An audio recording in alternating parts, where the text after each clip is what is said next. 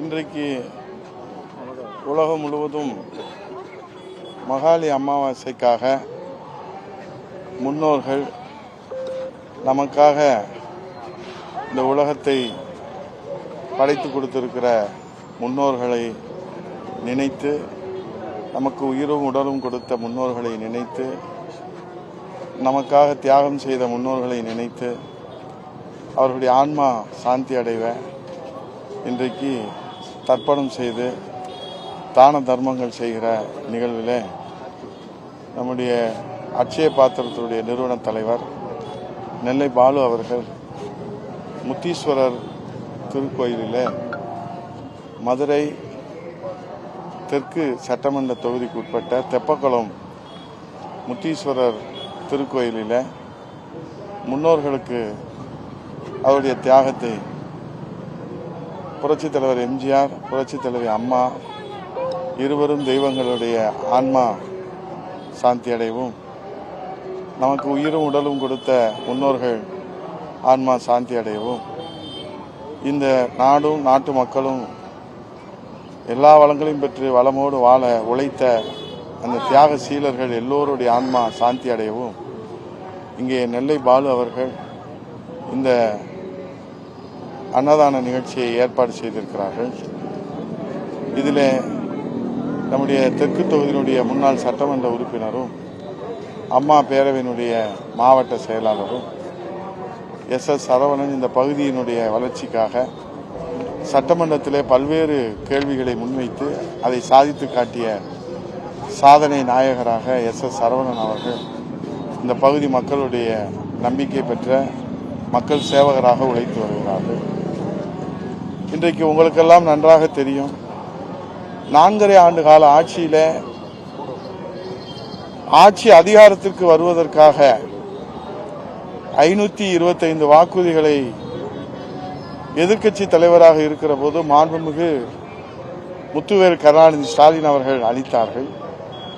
நிறைவேற்ற முடியாத மக்களின் ஆசையை தூண்டுகிற, மக்களிடத்திலே ஒரு பேராசையை தூண்டுகிற வகையில் அந்த வாக்குறுதிகள் எல்லாம் கொடுத்துவிட்டு இப்போது 4.5 ஆண்டு காலம் இந்த ஆட்சி நிறைவு பெறுகிற தருவாயிலும் கூட அந்த வாக்குறுதிகளை 10% கூட முழுமையாக நிறைவேற்ற முடியாமல் நிலவரம் கலவரமாக இருப்பதை விளம்பரம் மூலமாக அவர் மறைக்க முயற்சிப்பதுதான் இன்றைய முதலமைச்சருடைய பிரதான கடமையாக இருக்கிறது.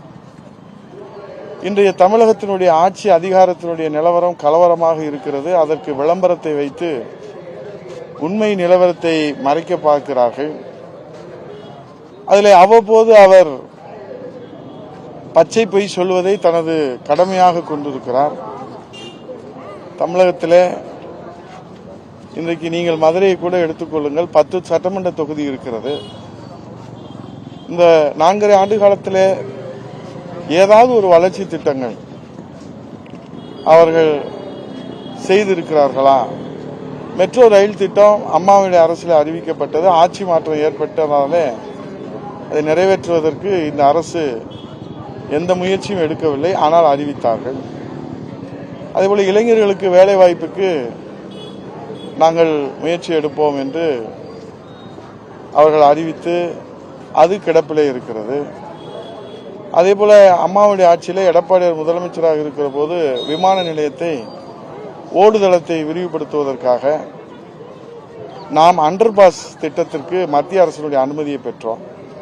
அது கிடப்பிலே இருக்கிறது. அதேபோல மதுரை மாவட்டத்தில் பல்வேறு வளர்ச்சி திட்டங்கள், எந்த வளர்ச்சி திட்டங்களும் கண்ணுக்கு எட்டிய தூரம் வரை நமக்கு தெரியவில்லை. இதில் என்னால் பட்டியலிட்டு நிறைய சொல்ல முடியும். 1000 கோடிக்கு பாலம், பறக்கும் பாலம் கொடுத்தார் முதலமைச்சராக புரட்சித் தலைவர் ஐயா எடப்பாடியார் இருக்கிற போது. திருமங்கலத்திலிருந்து கொல்லம் வரை 4 வழி சாலை கொடுத்தார்கள். இதே இந்த திருமங்கலத்தில், இந்த தெப்பக்குளத்தில் இதை மேம்படுத்தி நீர் நிறைந்த தெப்பக்குளமாக முதலமைச்சராக எடப்பாடியார், சட்டமன்ற உறுப்பினராக எஸ் சரவணன் அவர்கள் சாதித்து காட்டினார்கள். மாவட்ட ஆட்சியர் அலுவலகம் வரை, வட்டாட்சியர் அலுவலகம் வரை, கோட்டாட்சியர் அலுவலகம் வரை, மேலூர் கோட்டம், திருமங்கலம் கோட்டம், நம்முடைய கள்ளிக்குடி புதிய வட்டம், கிழக்கு தொகுதிக்கு புதிய வட்டம், திருப்பரங்குன்றத்துக்கு புதிய வட்டம், மேற்குக்கு புதிய வட்டம் என்று புதிய வட்டங்களை தொடங்கினோம். புதிய கட்டடங்களை கொடுத்தோம். இந்த வைகை நதியை பாதுகாக்கின்ற வகையில் ஒரு தொலைநோக்கு திட்டமாக புரட்சித் தமிழர் எடப்பாடியார் அவர்கள் அந்த திட்டத்தை செயல்படுத்தினார்கள். ஸ்மார்ட் சிட்டி திட்டத்திலே கொண்டு வந்தார்கள். 40 ஆண்டுகளுக்கு குடிநீர் பற்றாக்குறை இல்லாதவர்களுக்கு லோயர் கேம்பில் இருந்து கூட்டு குடிநீர் திட்டத்தை கொண்டு வந்தார்கள். மதுரைக்கு 40 ஆண்டுகளுக்கு குடிநீர் பஞ்சமே இல்லாத வகையில் அம்ருத் திட்டத்தின் அதை மிக மதிநுட்பத்தோடு அதை சாதித்து காட்டினார்கள். எய்ம்ஸ் மருத்துவமனையை தமிழ்நாட்டிலே மதுரைக்கு கொண்டு வந்தார்கள். துணைக்கோள் நகரத்தை கொண்டு வந்தார்கள். அரசு ராஜாஜி மருத்துவமனையிலே மல்டி ஸ்பெஷாலிட்டி மருத்துவமனையாக இதே சரவணன் சட்டமன்ற உறுப்பினராக இருக்கிற போதுதான் மாண்புமிகு கூட்டுறவுத்துறை அமைச்சர் அண்ணன் அவர்களும் நாங்களும் அடிக்கல் நாட்டி நவீன ஆபரேஷன் தியேட்டர் இங்கே ராஜாஜி மருத்துவமனையில் தெற்கு தொகுதியில் கொடுக்கப்பட்டது. இப்படி என்னால் பட்டியலிட்டு சொல்ல முடியும். ஆனால் இன்றைக்கு என்ன அனுபவமும் வலிமையும் மற்றும் கொள்கை தெளிவுடன் பவள விழா காண்கிற 75 ஆண்டு பவள விழா காண்கின்ற திமுக பாஜகவை தடுக்கும் ஆற்றல் திமுகவுக்கு மட்டுமே உள்ளது என்று மாண்புமிகு முதலமைச்சர் நேற்று இரவு இந்த காணொலியை அவர் வெளியிடுகிறார். பங்காளி சண்டை பகையாளி சண்டைக்காக மட்டுமே திமுக இருக்கிறதா, தமிழக மக்களுடைய வளர்ச்சிக்காக திமுக பாடுபடுகிறதா என்ற கேள்விதான் இப்போது மக்கள் மத்தியிலே எழுந்திருக்கிறது. ஒட்டுமொத்தமாக தமிழக மக்களுடைய தமிழ்நாட்டினுடைய முதுகெலும்பை உடைத்துவிட்டு தலைகுனிய விடமாட்டேன் என்று உறுதிமொழி எடுக்க வேண்டும் என்று அவருடைய கட்சிக்கு அவர் ஆணையிடுகிறார். நாங்கள் என்ன கேட்கிறோம்? எய்ம்ஸ் மருத்துவமனை எப்படி வந்தது? 11 மருத்துவக் கல்லூரி எப்படி வந்தது? அம்ருத் திட்டத்திலே இன்றைக்கு கூட்டு குடிநீர் திட்டம் எப்படி வந்தது? இன்றைக்கு மாண்புமிகு முதலமைச்சராக புரட்சித் தமிழர் எடப்பாடியார் அவர்கள் மத்திய அரசோடு ராமன் லட்சுமணன் உறவோடு, அண்ணன் தம்பி உறவோடு, மாமன் மச்சனன் உறவோடு அவர் மதியோடு மதிநுட்பத்தோடு ஆற்றலோடு விவேகத்தோடு இந்த மக்களின் நலனை முன்னிறுத்தி இந்த தமிழ்நாட்டிற்கு பல 1000 கோடி நிதியை வளர்ச்சிக்காக பெற்றுக் கொடுத்தார். புரட்சி தமிழர் ஐயா எடப்பாடியார் முதலமைச்சராக இருக்கிறோம். இன்றைக்கு 38 பாராளுமன்ற உறுப்பினர்கள், அதற்கு முன்பு 39 பாராளுமன்ற உறுப்பினர்கள் இப்போது மெஜாரிட்டியோட ஆட்சி அதிகாரத்தை வைத்துக் கொண்டு அவருக்கு தேவை என்று சொன்னால் வெண்கொடை பிடிப்பதும், அவருக்கு தேவையில்லை என்று சொன்னால் அவர் கருப்பு பலூன் வெளியிடுவதும், இன்றைக்கு கேலோ விளையாட்டிற்கு பாரத பிரதமரை அழைத்து வந்தார்கள். அது எல்லோருக்கும் தெரியும். அவருடைய தந்தையார் பெயரிலே திருவுருவம் பதித்த கருணாநிதி அவர்கள் நாணயம் வெளியிடுகிற போது மத்திய அரசிலிருந்து பாதுகாப்புத்துறை அமைச்சரை அழைத்து வருகிறார்கள். அவர்களுக்கு தேவை என்று சொன்னால் வெண்குடை பிடித்து விமான நிலையத்துக்கே சென்று வரவேற்கிறார்கள். திடீரென்று அவர்கள் இங்கே ராமநாதபுரத்திலே பாம்பன் பாலத்தை ரயில்வே பாலம் தென் மாவட்ட மக்களுடைய கனவு, அதை திறப்பதற்கு வருகிற பாரத பிரதமரை வரவேற்க செல்லாமல் ஊட்டி கொடைக்கானலே சென்று அங்கே அவர் ஓய்வு எடுப்பதாக ஒரு காட்சியை நாம் பார்க்கிறோம். ஆகவே இன்றைக்கு அணுவும் வலிமையும் மற்றும் கொள்கை தெளிவுடன் 75 ஆண்டுகள் பவள விழா காண்கின்ற திராவிட முன்னேற்ற கழகம் மத்திய அரசோடு இணைந்து அவர்களால் ஒரு சல்லி பைசா கூட தமிழ்நாட்டின் வளர்ச்சிக்கு பெற்றுத்தர முடியாது என்பதை அவர்களே இன்றைக்கு 4.5 ஆண்டு காலம் நிரூபித்து காட்டியிருக்கிறார். அதனால் மக்கள் 2026 சட்டமன்ற தேர்தலில் புரட்சி தமிழர் ஐயா எடப்பாடியார் அவர்கள் மத்திய அரசோடு ராமன் லட்சுமணன் உறவாக, அண்ணன் தம்பி உறவாக மிக நேர்த்தியாக மக்கள் நலனை முன்னிறுத்தி, ஏனால் பங்காளி சண்டை பகை சண்டை இந்த தமிழ்நாட்டு மக்களுக்கு சோறு போடாது. 100 நாள் வேலைக்கு சம்பளத்தை கூட இந்த அரசால் வாங்கி தர முடியாத ஒரு கையாலாகாத அரசு. புரட்சி தமிழர் ஐயா எடப்பாடியார் அவர்கள் டெல்லி சென்று மாண்புமிகு மத்திய உள்துறை அமைச்சரை சந்தித்து 2999 கோடி நம்முடைய 100 நாள் வேலை வாய்ப்புக்காக அந்த சம்பளத்தை பெற்றுக் கொடுத்தார்கள். இன்றைக்கு அதே போன்று 2ஆம் கட்ட மெட்ரோ ரயில் திட்ட பணிகளுக்கு எடப்பாடியார் அவர்கள் சென்றுதான் இன்றைக்கு எதிர்க்கட்சி தலைவராக இருக்கிற போதே தமிழ்நாட்டினுடைய வளர்ச்சிக்காக திட்டங்களையும் நிதிகளையும் பெற்றுத் தருகிறார். வெள்ள நிவாரணத்திற்கு கூட இவர்கள் நிதியை பெற முடிவதில்லை. ஆக வளர்ச்சிக்கான நிதியை பெற முடிவதில்லை. ஏனென்றால் பங்காளி சண்டை, பகை சண்டையிலே வைத்து மக்களை ஏமாற்றுகிற, ஏனென்றால் இன்றைக்கு அவர்கள் கொடுத்த வாக்குறுதியை நிறைவேற்ற முடியாத, நான் இளைஞர்கள் சம்பந்தப்பட்ட கல்வி கடன் ரத்து ஏன் செய்ய முடியவில்லை? ஆண்டுக்கு 10 லட்சம் பேர்களுக்கு வேலைவாய்ப்பு, தனியார் வேலைவாய்ப்பில் 50 லட்சம் பேர்களுக்கு வேலைவாய்ப்பை தருவதாக சொன்னீர்களே, 5 ஆண்டுகள் முடிய போகிறது. எத்தனை லட்சம் பேர்களுக்கு வேலைவாய்ப்பு கொடுத்திருக்கிறீர்கள்? அரசு வேலைவாய்ப்பு 3 லட்சம் தருகிறேன் என்று சொன்னீர்களே, எத்தனை பேர்களுக்கு வேலைவாய்ப்பு கொடுத்திருக்கிறீர்கள்? ஆகவே இன்றைக்கு உங்கள் பையனுக்கு மட்டும் வேலைவாய்ப்பு கொடுக்கப்பட்டிருக்கிறது, பிறருக்கு வேலைவாய்ப்பு இல்லை, எல்லோருக்கும் நோ வேகன்சி. நீங்கள் பெற்றெடுத்த தவ புதல்வனுக்கு மட்டும் வேகன்சி, மற்றவர்களுக்கு நோ வேகன்சி. இதுதான் நிலைமை. ஆகவே இன்றைக்கு அவர்களுடைய தமிழ்நாட்டிலே ஆட்சி அதிகாரம் உண்மையான நிலவரம் கலவரமாக இருக்கிற காரணத்தால் விளம்பரம் மட்டுமே அவருக்கு துணையாக, இன்றைக்கு விழா நாயகனாக அவர் விழாக்களை நடத்தி கொண்டிருக்கிறார். ஆகவே நலத்திட்ட நாயகராக புரட்சித் தமிழர் ஐயா எடப்பாடியார் அவர்கள் மீண்டும் முதல்வராக வர வேண்டும் என்றுதான் எழுச்சி பயணத்தில் ஏறத்தாழ இன்றைக்கு 150-60 தொகுதிகளில், அது மதுரை 10 தொகுதிகளுக்கு மிக எழுச்சியான வரவேற்பு. இன்றைக்கு மின்சார கட்டண உயர்வு, சொத்து வரி உயர்வு, சட்டம் ஒழுங்கு சீரழிவு, போதைப்பொருள் நடமாட்டம், இது மக்கள் மிக கொதித்து போயிருக்கிறார்கள். அதிலே கனிம வள கொள்ளை, நாங்கள் ஏற்கனவே சொன்னதை போல இன்றைக்கு மதுரை மாவட்டத்திலே கனிம வளம் தொடர்ந்து சுரண்டப்படுகிறது. நான் அருள் கூர்ந்து வணங்கி கேட்டுக்கொள்கிறேன், வருகிற இளைய தலைமுறைக்கு நீர்நிலைகளை பாதுகாத்து கனிம வளங்களை பாதுகாத்து கொடுக்க வேண்டிய பொறுப்பும் கடமையும் நாம் ஒவ்வொருவருக்கும் இருக்கிறது. ஆட்சியாளர்களுக்கு பெரும்பங்கு இருக்கிறது.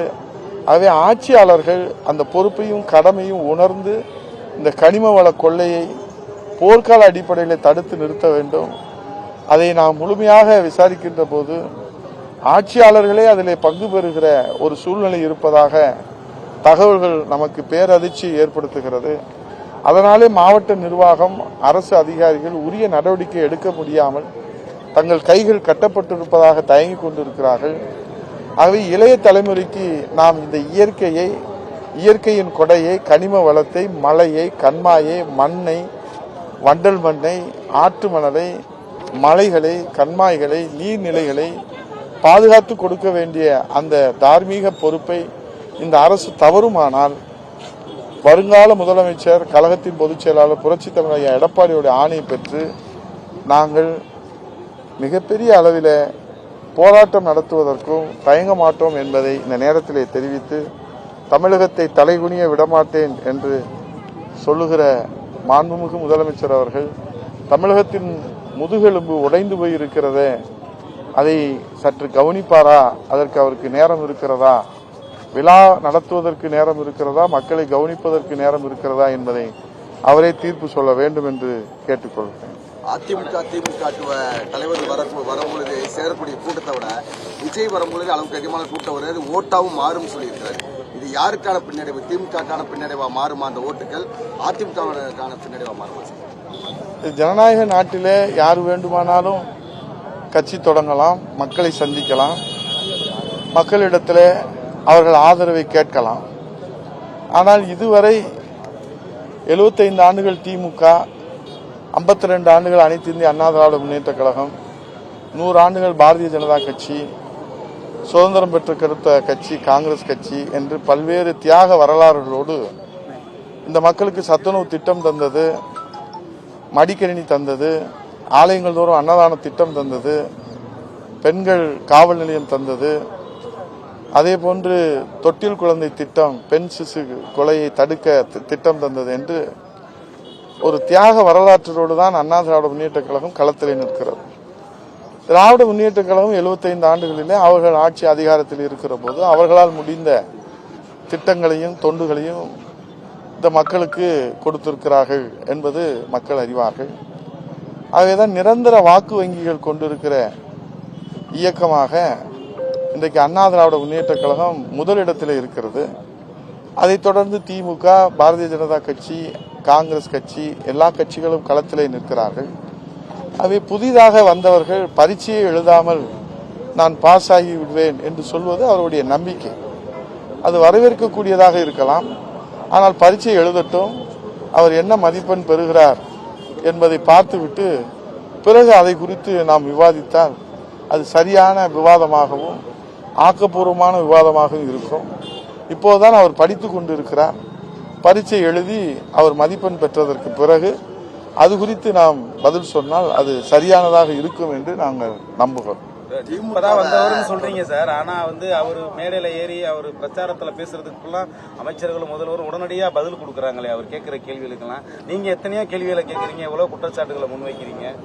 ஆசிரியர்கள் மாணவர்கள் கேட்கிற கேள்விகளுக்கும் சந்தேகங்களுக்கும் பதில் சொல்வார்கள். ஆனால் மாணவர் பாஸ் ஆவாரா இல்லையா என்பது அவர் பரீட்சை எழுதி அந்த மதிப்பெண் வந்ததற்கு பிறகுதான் நமக்கு தெரியும்.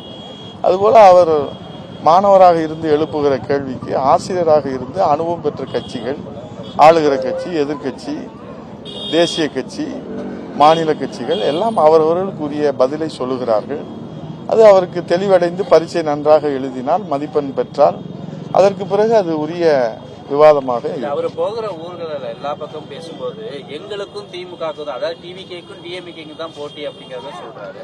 சில நேரங்களில் மாணவர்கள் எழுப்புகிற கேள்வி சந்தேகங்கள் அது அவர்களே அறியாமல் கேட்கிற கேள்வியாக இருக்கலாம், புரியாமல் கேட்கிற கேள்வியாக இருக்கலாம், படிக்காமல் கேட்கிற கேள்வியாக இருக்கலாம், வரலாறை தெரியாமல் கேட்கிற கேள்வியாக இருக்கலாம்.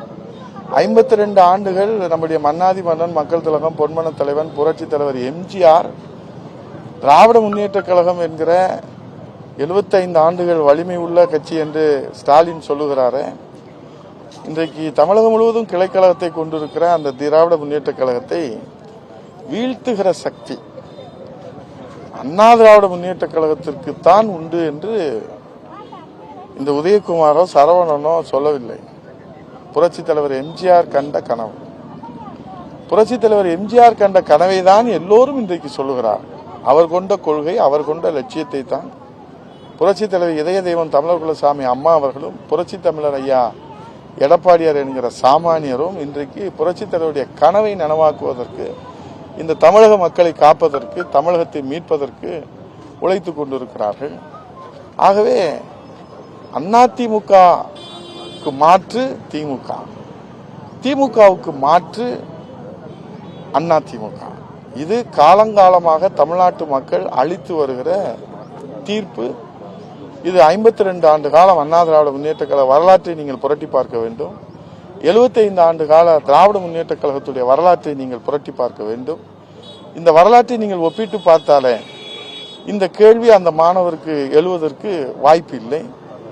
அவர் அந்த வரலாறை முழுமையாக தெரிந்து கொண்டால், நான் அழுத்தம் திருத்தமாக உறுதியாக சொல்கிறேன், அண்ணா திராவிட முன்னேற்ற கழகம்தான் திமுகவை வீழ்த்துகிற சக்தியும் ஆற்றலும் வலிமையும் அனுபவமும் கிளைக்கழகமும் தொண்டர்களும் மக்கள் செல்வாக்கும் கொண்ட புரட்சி தமிழர் எடப்பாடியார் தலைமையிலே அண்ணா திராவிட முன்னேற்ற கழகம் திமுகவை வெல்லும். மற்றவர்கள் எல்லாம் சொல்லும் முயற்சிகள். நான் ஜனநாயக நாட்டில் டெமோக்ரஸியில ஹரி கூட நாளைக்கு வரலாறு திரும்புதுன்னு சொல்லலாம். அதனால நம்ம ஹரியை கோச்சுக்கிற முடியுமா? மதியாளன் கூட இப்ப வரலாறு திரும்பி இருக்கு, அவருக்கு புதிய வரலாறு தொடங்கி இருக்காரு. அவருக்கு எல்லாரும் சார்பா நம்ம வாழ்த்து சொல்றோம். அதனால அவர் மாதிரி கோச்சுக்கிற எம்ஜிஆர் பயன்படுத்துறாரு. இதே வேற கட்சி எம்ஜிஆர் பயன்படுத்திருந்தா ஒரு கடுமையான எதிர்வினை ஆட்டியிருப்பாங்க. ஆனா விஜய் அவருக்கு அதான் சொல்றேன், புரட்சி தலைவரையும் அம்மாவையும் பேரறிஞர் அண்ணாவையும் தந்தை பெரியாரையும் சொல்லாமல் தமிழகத்தில் யாரும் வரலாறை எழுத முடியாது, பொது வாழ்க்கையை தொடங்க முடியாது. ஆகவே எங்களுடைய முன்னோர்களை, எங்களுடைய தலைவர்களை, இருவரும் தெய்வங்களை அவர் தொடங்கி வைத்த அண்ணா திராவிட முன்னேற்ற கழகம் களத்தில் நின்று போராடி கொண்டிருக்கிறது. இந்த தாய் நாட்டு மக்கள் அதற்கு ஆதரவளித்துக் கொண்டிருக்கிறார்கள். புரட்சி தமிழர் எடப்பாடியார் அவர்கள் முத பஸ் விட்டது யாரு? எடப்பாடியார் தான். அதனால எடப்பாடியாரை பார்த்து இப்போது எல்லோரும் பஸ் விடுகிறார்கள். முதலாக திமுகவை வீழ்த்த வேண்டும் என்று இந்த தமிழ்நாட்டிலே சூளுரை ஏற்றது யாரு? மன்னாதி மன்னன், மக்கள் திலகம், பொன்மன தலைவன், புரட்சி தலைவர் எம்ஜிஆர். அவர்தான் முதலாக தைரியத்தோடு நெஞ்சுரத்தோடு மக்களை நம்பி, தொண்டர்களை நம்பி, ஏழைகளை நம்பி, எளியவர்களை நம்பி, சாமானியர்களை நம்பி சூளுரைத்தான். அதைத்தான் அம்மா அவர்கள் நிறைவேற்றி காட்டினார்கள். அதைத்தான் புரட்சி தமிழர் எடப்பாடியார் அவர்கள் அந்த வெற்றி வரலாறு படைப்பதற்காக உழைத்துக் கொண்டார். சார், குறிப்பா நீங்க தமிழக பாஜகவோட நல்ல சுமூகமா போய்கிட்டு இருக்கீங்க. ஆனா அண்ணாமலை வந்து திரும்பி திரும்பி நான் தினகரனையும் ஓபிஎஸ்ஸையும் சந்திப்பேன், விரைவில் சந்திச்சு நல்ல கேள்வி மணி. மாண்புமிகு நம்முடைய எதிர்க்கட்சி தலைவர் புரட்சி தமிழர் எடப்பாடியார் டெல்லி சென்று வந்த பின்னும் டெல்லி செல்வதற்கு முன்பாகவும் தெளிவாக சொன்னார். பாரதிய ஜனதா கட்சியும் அண்ணா திராவிட முன்னேற்ற கழகமும் அமைத்திருக்கிற இந்த வெற்றி கூட்டணியில இறுதி முடிவு என்பது தேசிய கட்சியினுடைய நம்முடைய தலைவராக இருக்கிற மாண்புமிகு மத்திய உள்துறை அமைச்சர் அவர்கள் அமித்ஷாஜி அவர்கள் எடுப்பதுதான் இறுதியான முடிவு. மாநில கட்சியில் அனைத்து இந்திய அண்ணா திராவிட முன்னேற்ற கழகத்தை பொறுத்தளவில் புரட்சி தமிழர் வருங்கால முதலமைச்சர் எடப்பாடியார் எடுப்பதுதான் இறுதியான முடிவு. அதிலே அதை ஒட்டியும் அதை சார்ந்தும் அதை பெருமை சேர்ப்பதற்கும் அதை வலிமை சேர்ப்பதற்கும் சொல்லுகிற கருத்துக்கள் எல்லாம் ஊடகங்கள் எடுப்பதில்லை. அண்ணாமலை அவர்கள் இதே பலமுறை எடப்பாடியார் தான் முதலமைச்சராக நாம் இலக்கு வைத்து உழைக்க வேண்டும் என்று சொல்கிறார். அதை நீங்கள் மக்களிடத்திலே கொண்டு போய் சேர்த்தால் உங்களுக்கும் நல்லது, நாட்டுக்கும் நல்லது. அவர்தான் உழைக்க வேண்டும் என்று, எல்லோரும் நாம் உழைக்க வேண்டும் என்று சொல்லுகிறார். ஆகவே நல்லவைகளை நாம் மனதிலே கொள்வோம், தீயவைகளை நாம் மனதில் இருந்து அகற்ற வேண்டும். அதுதான் நல்லது. முன்னாள் முதல்வர் ஜெயலலிதா மேடம் இருக்கிற பொழுது எல்லா தலைவர்களும் நீ தேடி வந்தாங்க. இப்ப எடப்பாடி அடிக்கடி இங்க போறதுக்கான காரணம் என்ன? பிஜேபி வந்து ஒரு கூட்டணி கட்சி. மதியழகன் காப்பாத்துறது அவங்க மதியழகன் நீங்க கல்யாண வேலையில் இருந்ததுனால நீங்க முக்கியமான நிகழ்வு ஒண்ணு மறந்துட்டீங்க. மாண்புமிகு மத்திய உள்துறை அமைச்சர் அவர்கள் புரட்சி தமிழர் எடப்பாடியார் எதிர்க்கட்சி தலைவராக இருக்கிற போது அவர் இல்லம் தேடி வந்து அவர் இல்லத்திற்கு வந்து அவர் கொடுத்த வரவேற்பை ஏற்றுக்கொண்டு, அவர் கொடுத்த இரவு விருந்தை ஏற்றுக்கொண்டு, அங்கே மனமுகந்து அவரோடு மாநில தலைவர் முன்னாள் அமைச்சர் நயினார் நாகேந்திரன் அவர்களும், அவரோடு முன்னாள் தலைவர் மரியாதைக்குரிய அண்ணாமலை அண்ணன் அவர்களும், அவரோடு பாரதிய ஜனதா கட்சியினுடைய தேசிய மாநில பொறுப்பாளர்களும் வந்த நிகழ்வை மதியழகன் கல்யாண வேலையில் இருந்தால் பார்க்கவில்லை என்று சொன்னால் அதற்கு தமிழ்நாட்டு மக்கள் பொறுப்பாக முடியாது. புரட்சி தலைவி அம்மா அவர்கள் முதல்வராக இருக்கிற போது பாரத பிரதமர் அழைத்து வந்து விருந்து கொடுத்தது மிகப்பெரிய வரலாறு. அண்ணா திராவிட முன்னேற்ற கழகத்துக்கு மட்டுமல்ல, தமிழகத்துக்கு பெருமை. அதேபோல எதிர்க்கட்சி தலைவராக இருக்கிற போதே புரட்சி தமிழர் எடப்பாடியார் அவர்கள் மாண்புமிகு மத்திய உள்துறை அமைச்சர் அவர்களை தனது இல்லத்துக்கு அழைத்து வந்து இரவு விருந்து கொடுத்து தமிழ்நாட்டினுடைய வளர்ச்சிக்காக கோரிக்கைகளை முன்வைத்து 100 நாள் வேலைவாய்ப்பு திட்டத்திற்கு நிலுவையில் இருக்கிற சம்பளத்தை வழங்குங்கள், மெட்ரோ 2ஆம் கட்ட ரயில் திட்டத்திற்கான நிதியை வழங்குங்கள், வளர்ச்சி திட்டங்களுக்கான நிதியை வழங்குங்கள், நிவாரணத்திற்கான நிதியை வழங்குங்கள் என்று கோரிக்கை வைத்து அதை சாதித்து காட்டியிருக்கிறாரு. அது ஒரு புதிய வரலாறு. அந்த நிகழ்வை நீங்கள் மறந்துவிட்டு கேள்வி கேட்டால் நான் எப்படி அதற்கு பதில் சொல்வது? பிரிஞ்சு கிடக்கிற அதிமுகவினர் ஒன்று சேருங்கன்னு டிமாண்ட் வச்சதா சொல்றாங்க அமித்ஷா. அந்த மாதிரிலாம் அதெல்லாம் உண்மையா? டெல்லியிலே சென்று மாண்புமிகு மத்திய உள்துறை அமைச்சரை சந்தித்து நாங்கள் என்னென்ன பேசினோம் என்பதை அங்கே மாண்புமிகு எதிர்க்கட்சி தலைவர் அவர்கள் மிக தெளிவாக வருங்கால முதலமைச்சர் எடப்பாடியார் அவர்கள் சிறு குழந்தைகளுக்கும் புரிகின்ற வகையிலே மிக தெளிவாக எடுத்து சொல்லி எழுச்சி பயணத்தை மாண்புமிகு மத்திய உள்துறை அமைச்சர் அவர்கள் பாராட்டியதையும் வாழ்த்தியதையும் அதைத் தொடர்ந்து வெற்றி பயணமாக எடுத்துச் செல்வதற்கு அவர் முழு ஆதரவையும் வாழ்த்துக்களையும் தெரிவித்திருப்பதையும் சொன்னார்கள். அங்கே அவர்கள் பேசியது அவர்கள் இருவருக்கும் ஆண்டவனுக்கும் தெரியும். அதை ஊடகங்களுக்கு மிக தெளிவாக ஜனநாயக கடமையை ஆற்றுகிற மக்களுக்கு விளக்க வேண்டும் என்கிற ஜனநாயக கடமையிலே விளக்கியிருக்கிறார். அவர் விளக்கியதற்கு அப்புறம் அதற்கு மேல் அதில் என்ன சந்தேகம் ஏற்பட போகிறது, அதில் என்ன கேள்வி ஏற்பட போகிறது, அதில் என்ன பதில் நாம் சொல்ல போகிறோம். அது தெளிவாக புரட்சி தமிழர் எடப்பாடியார் அவர்கள் அது குறித்து விளக்கம் சொல்லுவார். 2006 விஜயகாந்த் ஏற்படுத்திய தாக்கத்தை விட 2026 விஜய் தாக்கம் அதிகமா இருக்குன்னு டிடிவி பேசியிருக்காரு. ஒருவேளை பேர் அப்படி இருக்கிறதுனால ஏதோ சொல்லியிருக்காங்களோ என்னமோ தெரியல. தெளிவா சொல்றேன், இந்த ஆக்கம், இயக்கம், தாக்கம், இந்த மாதிரி ஏதாவது எதிர்முனைய நிறைய சொல்லலாம். அண்ணா திராவிட முன்னேற்ற கழகம் புரட்சி தமிழர் எடப்பாடியார் ஏற்படுத்துகிற அந்த தாக்கம்தான் இன்றைக்கு அனைத்து ஆளுகிற கட்சி மற்றும் அனைத்து கட்சிகளும் இன்றைக்கு ஒரு அதிர்ச்சியிலே உறைந்து போயிருப்பது நமக்கு தெரிகிறது. ஒரு சாமானியர் ஒரு தொண்டர் எந்த விதமான ஒரு கவர்ச்சி எதுவும் இல்லாமல் முக மலர்ச்சியோடு இதுவரை எனக்கு தெரிந்து 80 லட்சம் மக்களை இதுவரை சந்தித்திருக்கிறார். நேரில் பல ஊர்களுக்கு நாங்கள் அங்க மக்களோடு மக்களாக நின்று பார்க்கிறோம் அவர்கள் என்ன பேசுகிறார்கள் என்று.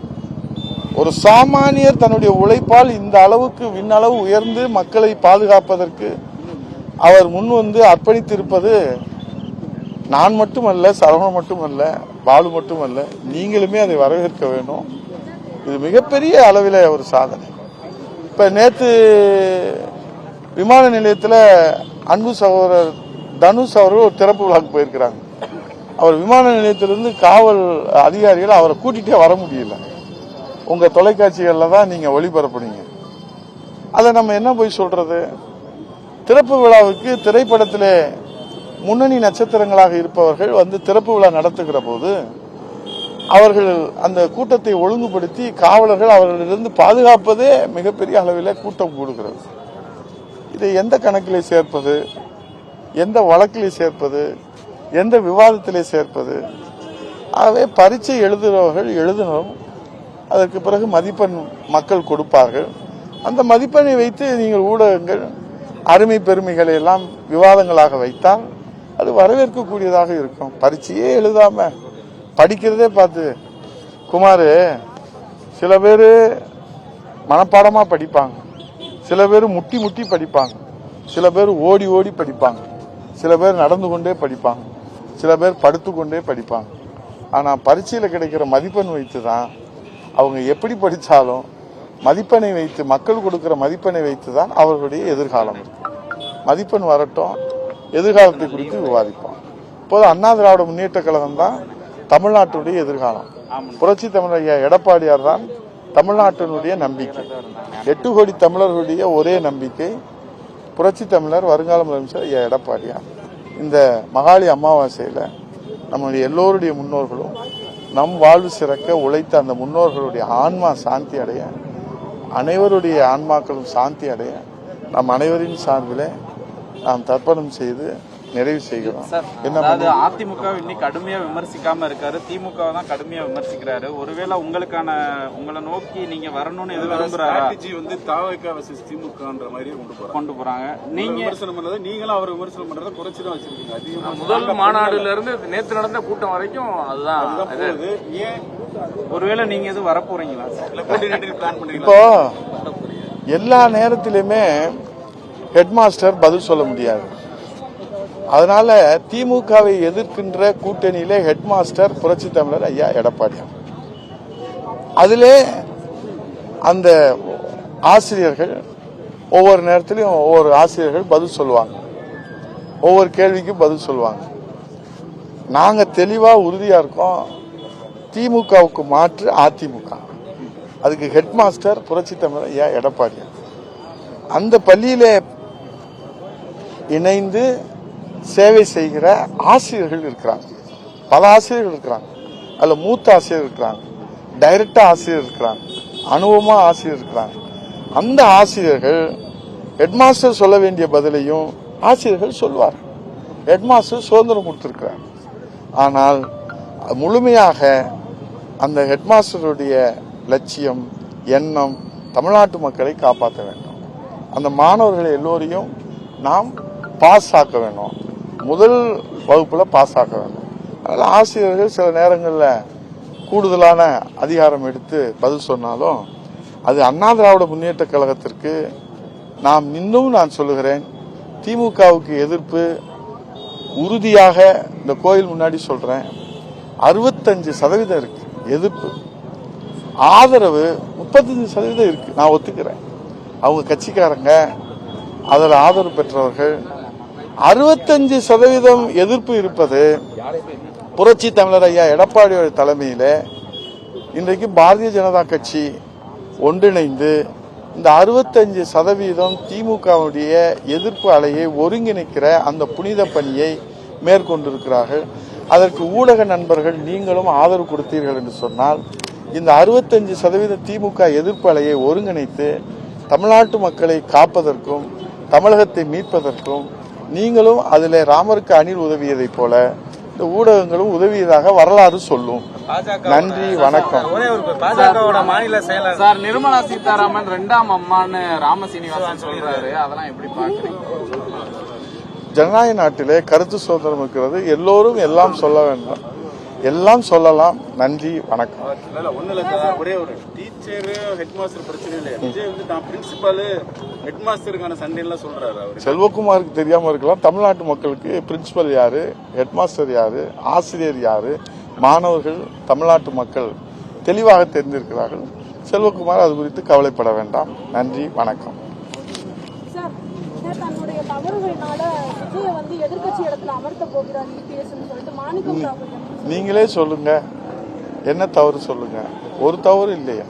எங்களுக்கு மக்கள் சேவை. இப்ப இவர் முன்னாள் சட்டமன்ற உறுப்பினர், நான் 3 முறை சட்டமன்ற உறுப்பினர், 10 வருஷம் அமைச்சர், வருவாய்த்துறை அமைச்சர். இந்த மக்களுக்கு சேவை செய்யறதை தவிர நாங்க என்ன தவறு செஞ்சோம்? இந்த மக்களுக்காக, இந்த மதுரை வளர்ச்சிக்காக, தமிழ்நாட்டு வளர்ச்சிக்காக கஜா புயல் அப்போ ஒரு உயிரிழப்பு இல்லாம நாங்க சேவை செஞ்சிருக்கிறோம். நிவாரணங்களை வாங்கி கொடுத்திருக்கிறோம். புரட்சி தமிழர் எடப்பாடியார் தான் 100% விவசாயிகளுக்கு காப்பீடு கொண்டு வந்தாங்க. புரட்சி தமிழர் எடப்பாடியார் தான் டெல்டா மாவட்டம் பாதுகாக்கப்பட்ட மாவட்டமா கொண்டு வந்தாங்க. அந்த மண்டலத்தை உருவாக்குனாங்க. காவிரி உரிமையை பெற்றுக் கொடுத்தோம், முல்லை பெரியார் உரிமையை பெற்றுக் கொடுத்தோம், பாலாற பாதுகாத்து கொடுத்தோம், மேகதாது அணை கட்ட விடாம நாங்க தடுத்தோம். நாங்க என்ன தவறு செஞ்சோம்? நீங்களே சொல்லுங்க. மக்களுக்கு சேவை செய்வதை தவிர, மக்களுக்கு உழைப்பதை தவிர, மக்களுடைய சேவை தான் எங்கள் உயிர் மூச்சு என்று நாங்கள் உழைத்துக் கொண்டிருக்கிறோம்.